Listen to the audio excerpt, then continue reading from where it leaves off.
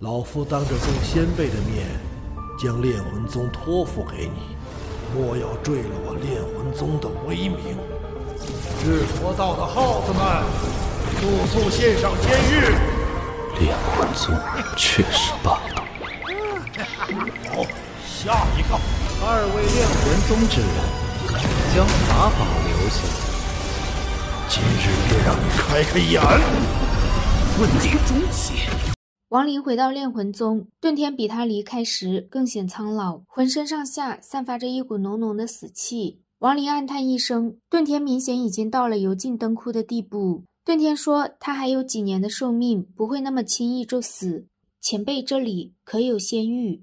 好你个曾牛，回炼魂宗就是为了仙玉？我看若是你不缺仙玉，怕是都不会回来吧。王林摇摇头，哪怕是为了11尊魂幡，他也会回来的。遁天说11尊魂幡是亡灵的，几年之后他的魂魄也是亡灵的，甚至这炼魂宗上下都是他的。王林若是不喜欢，大可放弃这里的炼魂宗，他只要王林保护好11尊魂幡，此番在则炼魂宗香火不灭。遁天知道小小的朱雀心挡不住王林的脚步，他日王林若离开此地，定要找一处位置让炼魂宗香火旺盛，并且他要王林为炼魂宗修建999座天梯塔，成就炼魂宗大业，让炼魂宗可以达到6级修真国的标准。王林很清楚这世间没有平白无故的赠与，他非常认可遁天的话，也会尽自己所能去完成他的要求。遁天将王林带到炼魂宗的后山禁地，他们出现在一个巨大的溶洞中，溶洞正前方的墙上有30多个由仙玉组成的灵牌，这都是炼魂宗历代因变修士的牌位。王林躬身一拜，遁天顿时对王林更满意了一点。他告诉王林，炼魂宗的仙玉所剩不多，到时若是仙玉不够，他便带王林去抢。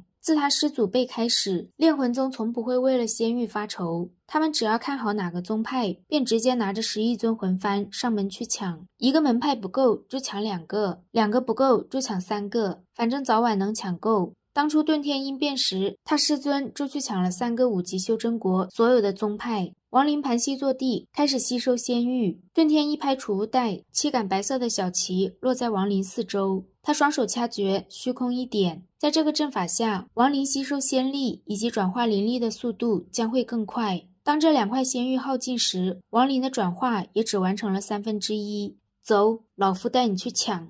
毗卢国西部有一处看不到边际的沼泽地，沼泽中满是毒虫和带有剧毒的妖兽，这里是制魔道的山门所在。遁天带着王林来到这里，他告诉王林，别看这制魔道的人藏头藏尾的，但他们上辈子都是属耗子的。当年他师尊带他来这里抢的仙玉，都快赶上寻常宗派的3倍了。遁天将11尊魂幡一挥，10多个紫金魂魄一脸兴奋地冲了出来。制魔道的耗子们，你家炼魂宗遁天爷爷来了，规矩照旧，快献上仙玉。王林哑然失笑，遁天这话说的好似他抢仙玉还立下过什么规矩似的。他不知道的是，当年遁天被他师父带来此地，说的就是这句话。据说他师尊的师父曾经说的也是差不多的意思。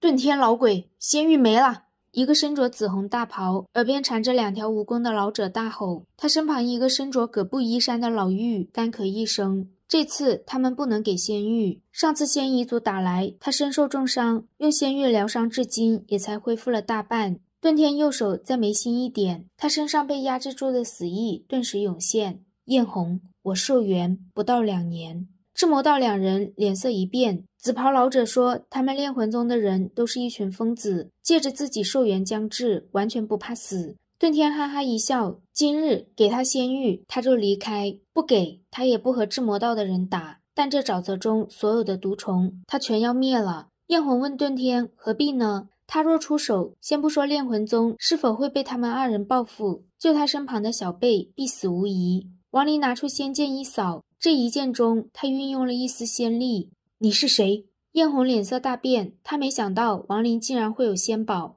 在下曾牛。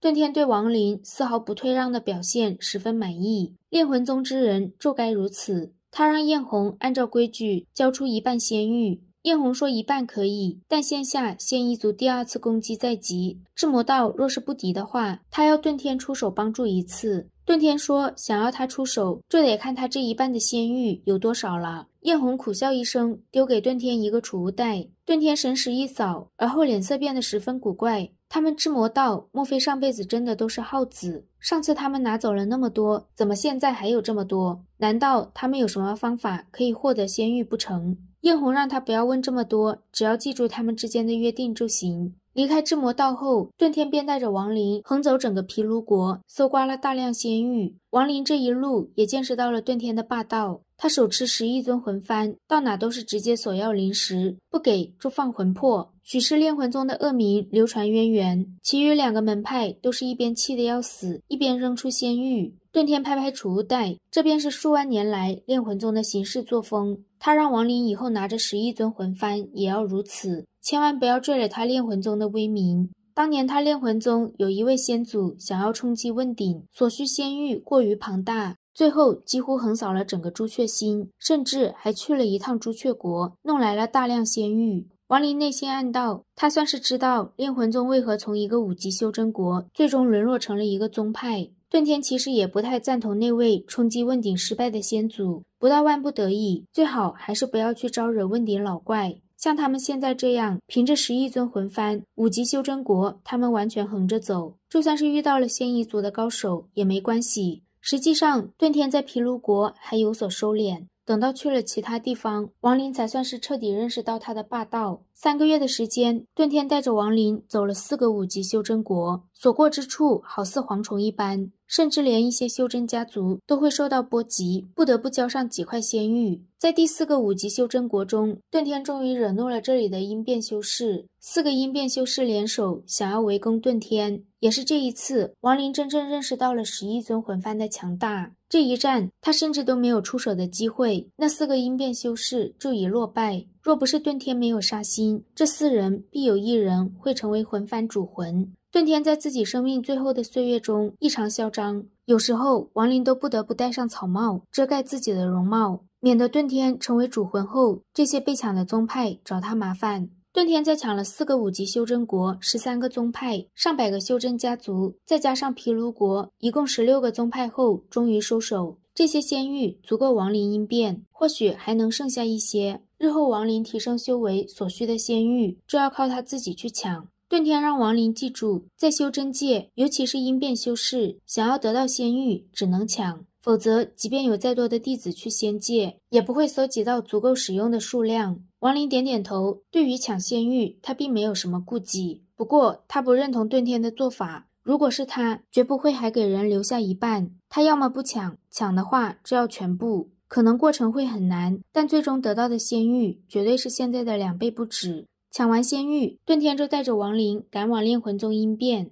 一路上，遁天吐槽朱雀星太小了，他年轻时去过一趟天运星，那里比朱雀国大10倍，仙玉也很多，可惜他实力不够，否则抢起仙玉来肯定很过瘾。据说在修真联盟中，很多6级以上的修真国常年组织修真者去其他修真星上抢夺仙玉。这之前，遁天也将这3年的情况详细的给王林说了一下。仙夷族与朱雀国这一战，朱雀子的2个徒弟柳眉和钱锋脱颖而出。柳眉的修为已达阴变中期，传闻此女心地善良，凭借一颗纯洁之心才修炼至如此境界。她这一生没杀过1人，即便是仙夷族也都是只擒不杀。她一出现，再也无人关注红蝶。钱锋和柳眉修为同在阴变中期，他与仙夷少族长一战虽是平手，但却轰动了整个朱雀星。这一战被誉为仙夷族与朱雀星未来一代继承人的宿世之战。钱锋不仅是朱雀子的徒弟，还是上一代朱雀子的后人。